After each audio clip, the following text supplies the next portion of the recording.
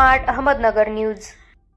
वृक्षारोपण करून जितेंद्र घरत यांनी दिला पर्यावरण संरक्षणाचा संदेश। उरण दिनांक 13 विठ्ठल ममताबादे निसर्गाचा मोठ्या प्रमाणात होत असलेला ऱ्हास, नष्ट होत असलेली सजीवसृष्टी व धोक्यात आलेले मानवी अस्तित्व या गोष्टी लक्षात घेता पर्यावरणाचे संरक्षण संवर्धन करण्याच्या हेतूने तसेच समाजात पर्यावरण विषयक जनजागृती व्हावी या दृष्टिकोनातून करळ ग्रामपंचायतचे उपसरपंच जितेंद्र घरत यांनी पुढाकार घेत सावरखार येथील खेळाच्या मैदानात नारळ, बदाम आदी वृक्ष लावून झाडे लावा, झाडे जगवा असा संदेश दिला आहे।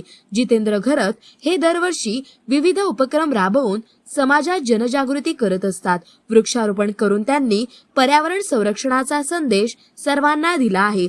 या उपक्रमाप्रसंगी करळ ग्रुप ग्रामपंचायतचे सरपंच अनिता तांडेल, ग्रामपंचायत सदस्य रिंकू घरत, तेजश्री कडू, सावरखार ग्राम सुधारणा मंडळाचे अध्यक्ष ओमकार घरत, सावरखार गावातील क्रिकेट खेळणारे खेळाडू, ग्रामस्थ मोठ्या प्रमाणात उपस्थित होते। प्रतिनिधी राजू पाळेकर।